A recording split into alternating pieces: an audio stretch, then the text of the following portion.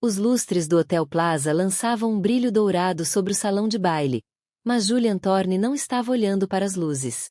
Ele estava olhando para o diamante no dedo de Clara, calculando seu peso em quilates, e então seus olhos se voltaram para os convidados, especificamente, o pai de Clara, que estava assinando o livro de visitas. Julian não estava pensando para sempre. Ele estava pensando nos 12 milhões de dólares do fundo fiduciário ao qual Clara havia ganhado acesso total recentemente. Na riqueza e na pobreza, entoou o celebrante. Na riqueza, murmurou Julian, com sua voz de barítono perfeita e ensaiada. Ele deslizou a aliança no dedo de Clara. Asterisco dia 1 asterisco pensou. Asterisco relógio começa agora asterisco. Clara Vance era uma arquiteta brilhante, mas quando se tratava de assuntos do coração, ela era irremediavelmente romântica. Julian passou 8 meses criando a ilusão perfeita. Ele era o ouvinte atencioso, o capitalista de risco charmoso que sempre sabia a coisa certa a dizer. Ele arquitetou cada coincidência, cada interesse em comum e cada mensagem tarde da noite. Ele não amava Clara. Ele amava o patrimônio líquido dela. O assalto não começou com um roubo dramático à meia-noite. Começou na lua de mel deles nas Maldivas. Você deveria relaxar, querida, disse Julia na terceira noite, servindo-lhe uma taça de champanhe. Deixe-me cuidar da gestão do patrimônio enquanto estamos aqui. Apenas me dê as senhas das contas principais para que eu possa pagar os fornecedores e gerenciar as transferências bancárias. Você trabalha demais. Deixe-me cuidar de você. Cegamente apaixonada, Clara entregou seu telefone, digitou suas senhas e voltou a contemplar a vista para o oceano. Quando retornaram a Nova York, Julian já havia estabelecido 3 empresas de fachada nas Ilhas Cayman e em Delaware. Ele não tocou no fundo fiduciário principal imediatamente. Isso acionaria alertas. Em vez disso, ele começou com o gotejamento.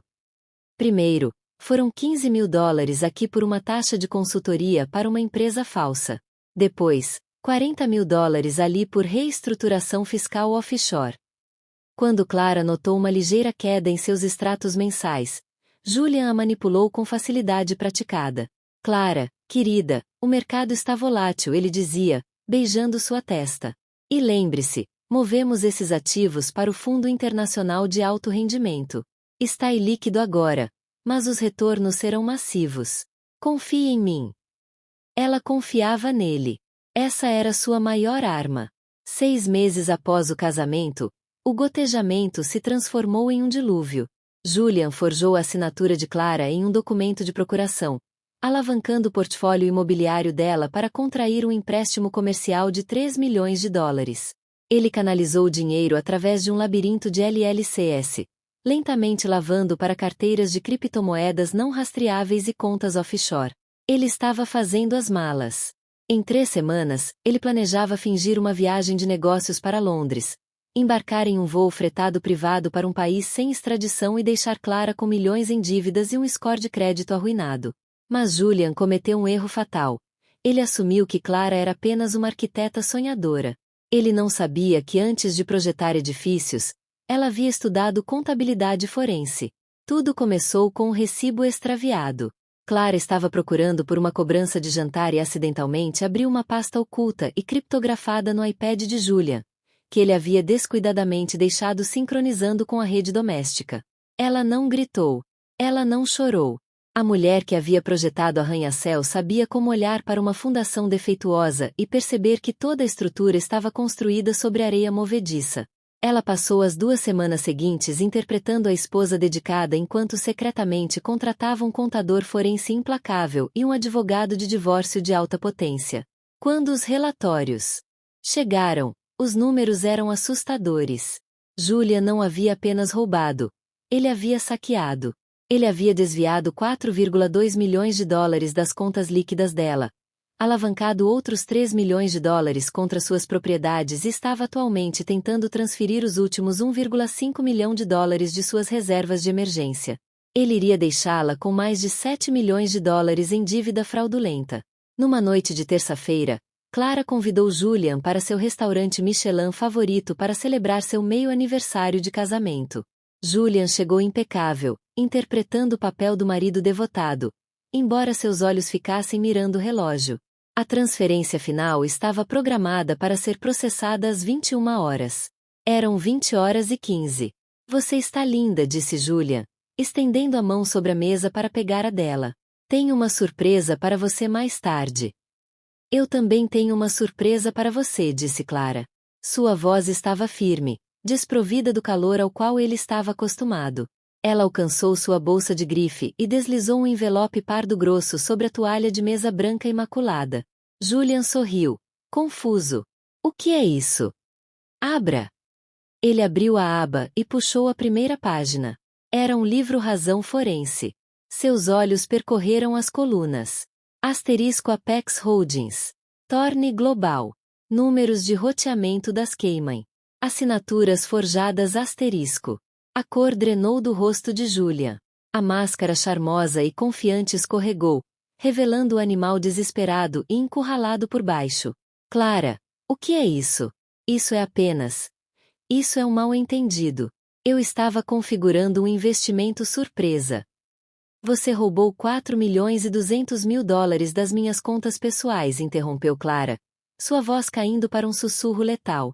Você forjou meu nome em um empréstimo comercial de 3 milhões de dólares. E há 10 minutos, você tentou transferir o último 1,5 milhão para uma conta em Belize. Os olhos de Julian se endureceram. A pretensão havia acabado. Ele se recostou na cadeira, sua postura mudando de marido amoroso para predador frio.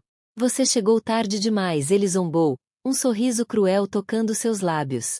A transferência já está sendo processada. Quando você descobrir como detê-la, estarei em um avião. Você assinou a procuração. Clara.